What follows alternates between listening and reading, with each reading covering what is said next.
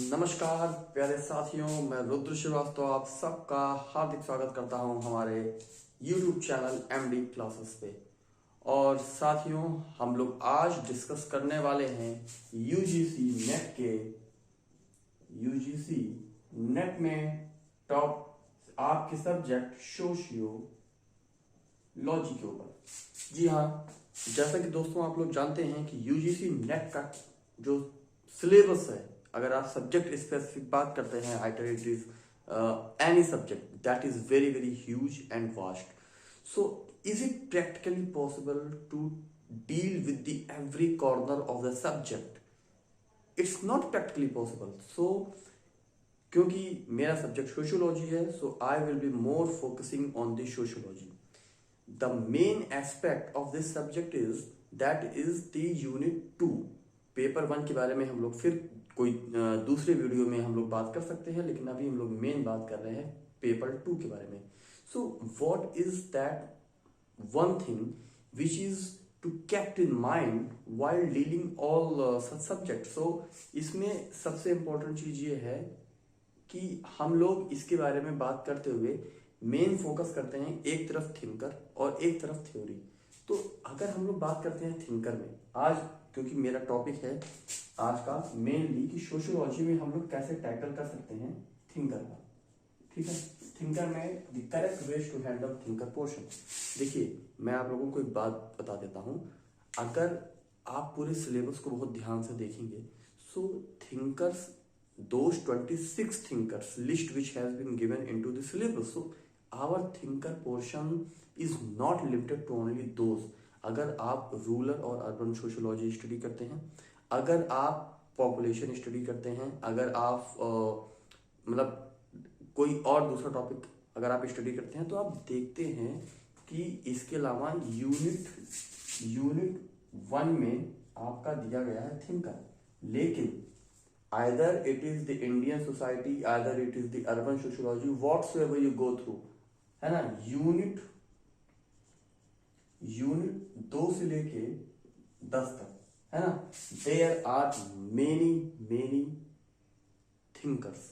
तो क्या ये प्रैक्टिकली पॉसिबल है कि आप हर एक थिंकर याद कर ले, बस कोई आपसे बोल दे और आप एकदम उस थिंकर और उसकी बुक्स का नाम आपके टिप पे हो?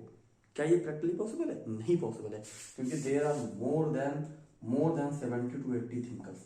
70 से 80 थिंकर के बारे में पढ़ना, उसके और उसमें अपनी एनर्जी कंज्यूम कराना, ये इतना आसान नहीं है.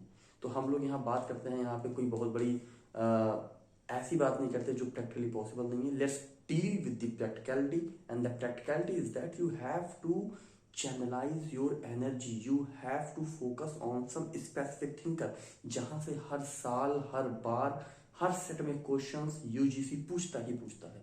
तो मैंने जो और एक सिंपल ऑब्जर्वेशन की है मेरे अकॉर्डिंग, यूथी, Marx, Weber, Malinowski, R Brown, Parsons, Merton और लेवी स्ट्रॉस. ठीक है, ये हो गए आपके ऐसे थिंकर्स जो कि आपके मतलब वेस्टर्न थिंकर है. लेकिन अगर हम लोग इंडियन थिंकर की बात करते हैं, तो घूरे, श्रीनिवास, ईरावतीकारे, आर.के. मुखर्जी और अंबेडकर. देखिए, अब आप लोग कहेंगे कि गांधी भी तो इम्पोर्टेंट है. डेफिनेटली गांधी इम्पोर्टेंट है, लेकिन गांधी की एक वो हिंद स्वराज एक बुक है, और उसके अलावा एक बुक और कोई ऐसी बुक जो specially sociological point of view से इम्पोर्टेंट है, हम लोग उसको स्टडी कर सकते हैं. अदरवाइज गांधी की कुछ थ्योरीज और एक आध दो बुक्स के अलावा और गांधी की उतनी वैल्यू नहीं कही जा सकती है.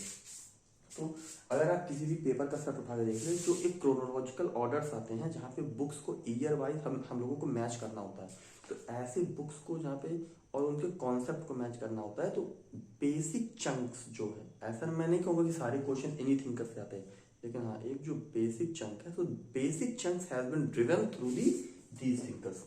सो हम लोग, क्योंकि मैं इस चैनल पे खुद भी आप लोगों को एक एक थिंकर के बारे में मतलब पढ़ाता जाऊँगा, और अगर आप लोगों को हेल्पफुल होगा. और देखिए, मैं एक बीइंग अ पर्सन या being a teacher, I am not very fond of the being ostentatious person. मैं दिखावे में यकीन कम रखता हूँ. हाँ, अगर आप लोग एकाग्र होकर इस चैनल के साथ जुड़े रहते हैं और अपनी तैयारियों को इसके साथ जांचते हैं, तो आप लोग पाएंगे कि एक अच्छा पोर्शन आप लोगों का तैयार हो जा रहा है. ठीक है, तो आज का जो टॉपिक था मेरा यही था। मेरे कहने का मतलब ये है कि हम लोग रात दिन, जैसे कि अगर हम लोग 26 थिंकर की बात करें तो 1 2 3 4 5 6 7 8, यहाँ पे 8 थिंकर ये हैं। और यकीन मानिए जितनी बुक्स आती हैं वेस्टर्न थिंकर्स के, जितने बुक्स आते हैं, जितनी थ्योरीज आती हैं, ये लगभग उसका 60 to 70% कवर करते हैं। किसी भी सेट का पेपर आप उठा के देख लीजिए, क्योंकि देखिए सोशियोलॉजी में दुर्खीम, मार्क्स और weber, you can not skip these thinkers, never ever. इनकी बुक्स नहीं याद करनी है, बुक्स को याद करने के साथ साथ किस ईयर में पब्लिश हुई है, किस बुक की क्या स्पेशलिटी है।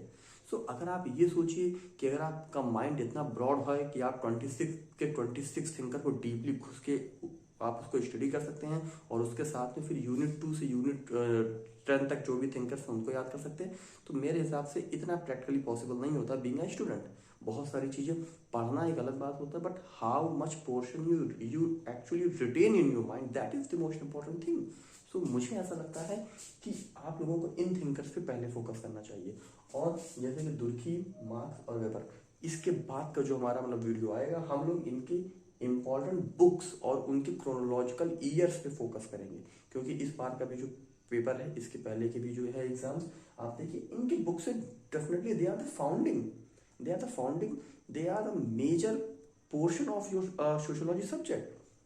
So we cannot deny the fact that we have to go through all of these thinkers first, second में, फिर इसके बाद के जो थिंकर्स हैं हम लोग उन पे भी मतलब फोकस करेंगे, लेकिन मेजर पोर्शन ये है, क्योंकि इनकी 4 या 5 बुक्स, इनकी 4 या 5 बुक्स, इनकी बुक्स, तो आप सोचिए कि 8 thinker, 8 into 5 more than 40 books हैं। तो मैं ये नहीं कह रहा हूँ ये कोई बहुत हार्ड है। We are appearing into a UGC NET exam which is held for the professorship. So अगर आप प्रोफेसर बनना चाहते हैं किसी भी मतलब कॉलेज में या और कोई प्रेस्टिजियस स्थान पे, तो डेफिनेटली आपका एक माइंड IQ एक सर्टेन लेवल पे होना चाहिए। But if we deal with the practical, it is not possible to keep all those 200 और 300 बुक्स। सो इससे बेहतर कि हम लोग 400 बुक याद करने की कोशिश करें, 400 बुक, 300 बुक, और दिमाग में 4 भी ना रहे, तो उससे अच्छा है कि बेटर है कि हम लोग केवल 40 50 60 70 बुक्स को पहले फोकस करते हैं जो मेजर चंक्स हैं। सो थिंकर्स में सबसे पहले ये है, हम लोग इस पर फोकस करते हैं, और इसके बाद में हम लोग उनकी थ्योरी को भी स्टेप बाय स्टेप मतलब डिस्कस करते हैं। देखिए एक पोर्शन ऑफ अनसर्टिनिटी, इस चीज़ से हम लोग इनकार नहीं कर सकते हैं कि UGC NET जो है, जो कि एक बहुत ही अच्छे लेवल का एग्जाम है। So either you talk